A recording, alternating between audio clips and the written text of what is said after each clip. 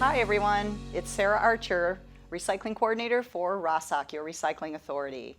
Today I want to just help remind you all about what can be recycled at your curbside bin. I know there's been a lot of changes with collection providers recently, but what you can put into your curbside cart or your curbside bin has not really changed. So just to refresh, let's talk about what is acceptable at curbside. So simple and plain are paper products, cardboard, your box board from cereal boxes, newspapers, junk mail, all of those things are acceptable at curbside. If you don't recycle anything else, paper is a good one to choose to recycle because 40% of what we throw away is paper products. So definitely let's keep that out of the landfill and give it a good reuse as far as it goes into another product. All right. Next are the plastics that you have at your home. So we accept your natural colored products, which would be milk jugs, your shampoo bottles, laundry detergent jugs. They're going to all be a jug like this and marked like a number 2. Your clear bottles are going to be water bottles, juice bottles, things like that. Please return your deposit ones back to your grocery store so that those 10 cents can be redeemed. But all plastics from your household products are acceptable. Don't forget about your metal cans. So this is an aluminum can that is not a deposit can. This is a juice can. Only carbonated beverages in the state of Michigan carry the 10-cent deposit. And so anything else would go into your recycling bin. This would also include your metal cans from soup or from gravies or anything like that. So metal is a highly recyclable product. Be sure and stick that in your recycling. And then glass. Glass is recyclable here as well. You can recycle glass bottles of any color. We'll take that for recycling and it can just go right into your bin with everything else. So it's pretty simple. We just ask that everything is rinsed out. Doesn't have to be spick and span. Just make sure all liquids are out. Any packaging that came in your boxes are out. And flatten those bigger boxes. That'll make space in your bin or your cart and helps it to move across our conveyor system a lot easier too. But for more information and details about how to prepare those recyclables at curbside, what's actually accepted, you can check our website out. It's www.rrrasoc.org, rasoc.org, and you can download our recycling guidelines from there. You can also reach out to me if you have any questions at education@rasoc.org over email. So remember to recycle all that you can, but if you have questions, when in doubt, find out, check our website, use our recycling directory online, give me an email, find out, but if you can't find out, it's not recyclable, be sure to just throw it out. Better to do that than to contaminate our recycling. So we've talked about what can be accepted placed into your curbside cart or bin for recycling. Let's talk now about what shouldn't go into your bin.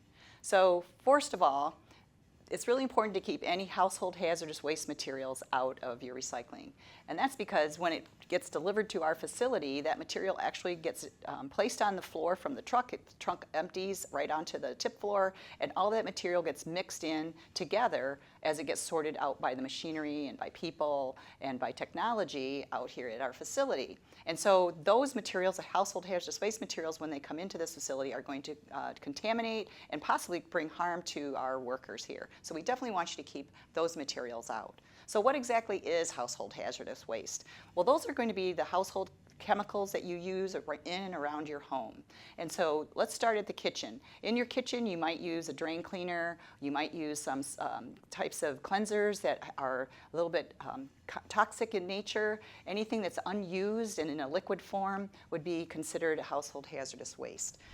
Here I have an example of some carpet cleaner. So again, something like this is actually in a spray foam format. If there's still usable material and product in here, try to use it up first of all, and then you can actually, if it's empty, recycle the can. But if there's still full in there and you're not going to use it, then it should come to our household hazardous waste collection event. Same with any other types of cleansers. You know, try to use them up.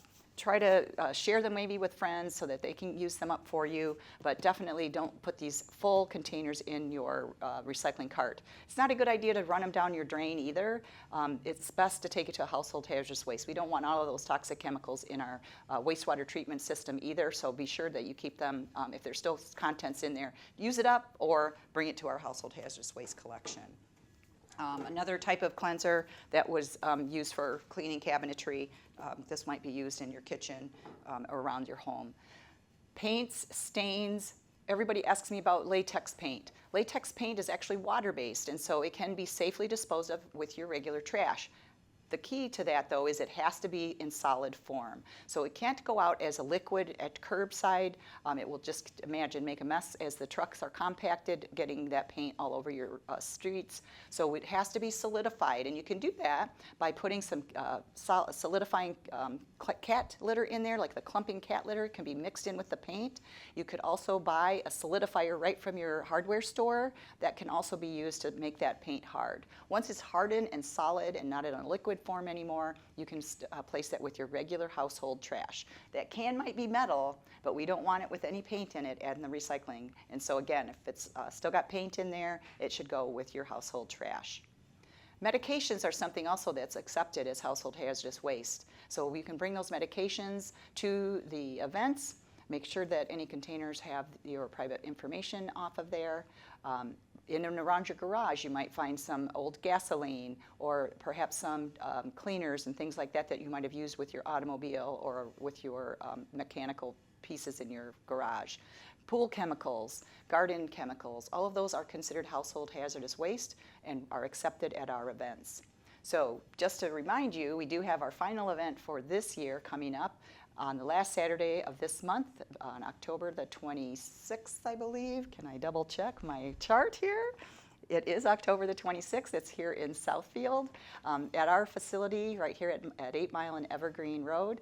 And that event runs from 9 a.m. until 2 p.m.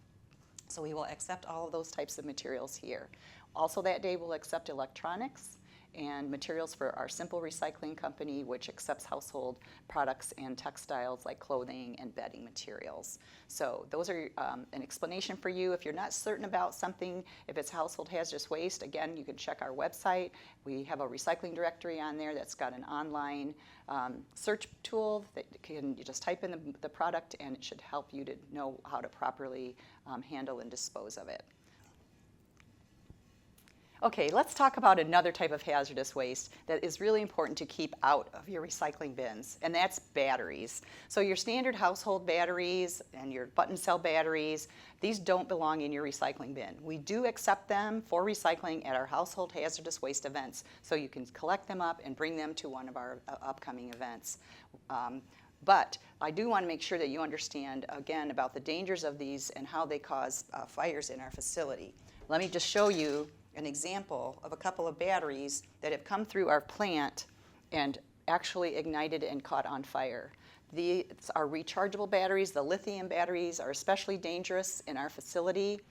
Just the slightest amount of compaction causes them to catch fire, and they, as you can imagine, we're a facility that is recycling tons and tons of cardboard and paper products here, so fire is a pretty risky business that we take very seriously, and we certainly don't want to put any of our workers at risk, and for that matter, even your collection service provider who is picking up your recycling at the curb, we don't want to put them at risk either, because these can actually catch fire as they're being compacted inside of the recycling truck. So please, if anything else you take away, be sure to keep batteries out of your recycling bin. So again, there is a place for these lithium batteries to go year-round if you can't hang on to them until the events come around. Most of the major hardware stores like Home Depot and Lowe's do accept them at their customer service area for recycling. And so you can take them there and drop off lithium batteries. They do not accept alkaline household batteries, but any of these rechargeable type of lithium batteries, they will accept for recycling. So please remember to bring those batteries to our household hazardous waste events. If you have any questions about what you can recycle at our household hazardous waste events, you can check out our website at RRRASOC.org. You can download our special household hazardous waste flyer that gives you a full description of how to prepare and what's acceptable. So thanks very much. We'll talk to you again soon.